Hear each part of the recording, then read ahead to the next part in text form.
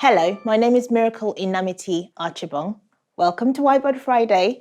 And today I'm going to be taking you through a topic that's very close to my heart, how to become an effective mentor. So today I'm going to be taking you through how you can be an effective mentor and showing you that this is not something that is impossible for anyone to do, because a mentor is just someone who you can sit down and share things with. A mentor is someone who motivates you, and a mentor is someone who equips you to grow.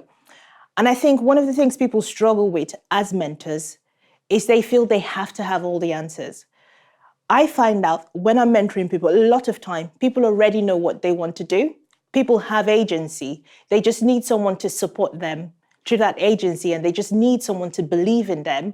And I think the goal of any mentoring session is to leave your mentee feeling like they can do things on their own. If you've ended a mentorship session and they still need you to solve the same problem, then it hasn't been successful. So it's not about you having all the answers. It's about you equipping somebody else to believe in their own solutions and keep doing it and just have that courage to grow. So what are the key qualities of a mentor? I think the first thing I always say to people is, thou shalt not collude. I think when you're supporting someone, you want to be nice. And so you want to encourage them. And sometimes you can be overly supportive in a sense that you don't give them the right feedback. You find it difficult to have conversations that call them out. As a mentor, you have to challenge what you're hearing. You have to support, but with objectivity. Another thing is listening. I love this definition of listening by Susan Howard, which is holding your self-expression in check. I really struggled with listening when I first, because I thought, I'm a really good listener. I'm just, yes. I'm listening to the person. I know exactly what to respond. And when you realize that listening is not about responding, it's about actually hearing and understanding what the person is saying, it will give you a whole new meaning. And you'll realize that there's constantly a voice in your head analyzing what next to say when someone is talking. And so you have to practice listening, just keeping everything quiet, and then testing that understanding to say, because we all have bias and we filter everything that we hear via the lens of what's happened to us in our past.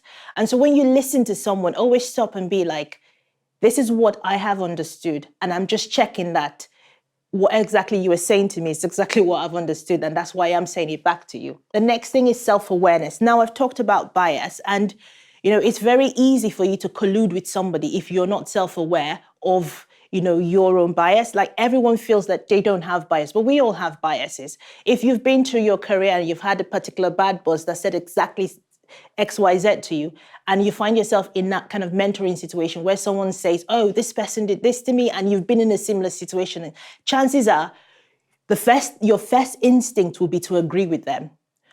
But you need to be self-aware enough to challenge that understanding. I think one of the rules of thumb for me is, like, I always say, okay, let's look at the history. What happened before? What happened in your past job? Is this a pattern?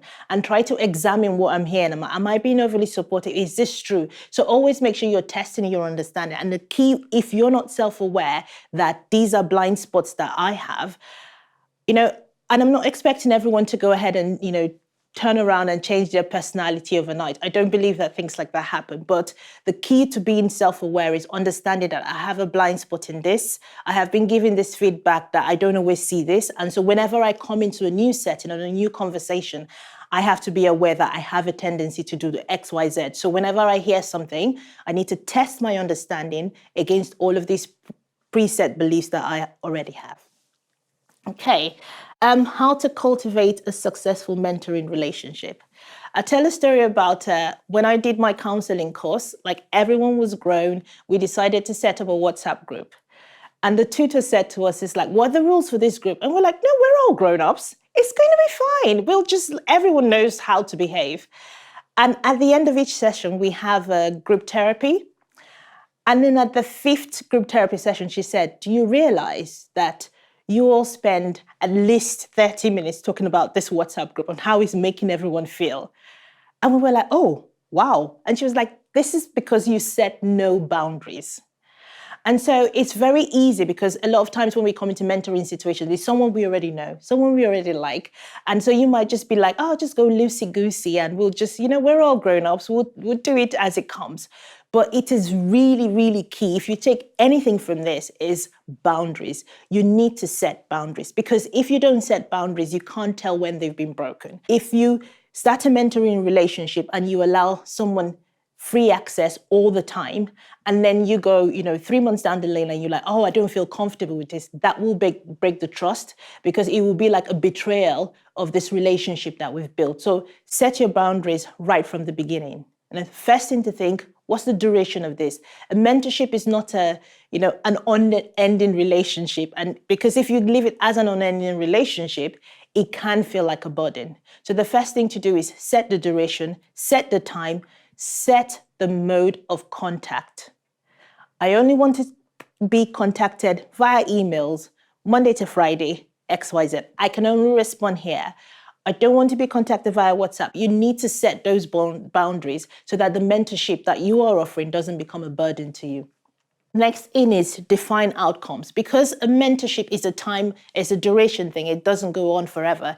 You need to make sure that you're defining your outcomes so that you can monitor progress. If not, if you don't set an outcome, how would you know if you've reached it? And so make sure you set your goals. Next thing to do is vulnerability.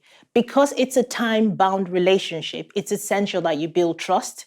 Being genuine is what makes us, it brings out a vulnerability in us, because we don't always want to show all the parts of ourselves. But if you're not doing that, you can't build trust, because this is someone coming to you at a very vulnerable stage in their life.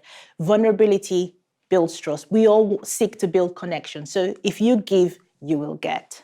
And finally, this is a lot of responsibility. So you need to understand that there are ethics behind this. Conflict of interest, confidentiality is key, because again, you need to build that trust and keep that trust. And for other people to feel safe approaching you, they need to ensure that they need to see that you have kept the confidence of somebody else. Power dynamics is another big one. You're in a situation of knowledge and someone is coming to you at a very vulnerable time in their lives. Check that the power dynamics are right. Sometimes, especially in a professional setting, it might be that you've gone too high for a mentor and you don't feel free to speak about the things that are happening at work, because that person is in a position of authority making decisions. So make sure that you check, or I really want to help somebody, but my contract says, I have a non-compete and I can't really mentor someone in the same industry. So make sure that you're checking and you're keeping all of those things. You are respecting the ethics of this relationship. I will close with this quote by Maya Angelou. I love it so much. When you get, give. When you learn, teach. Thank you.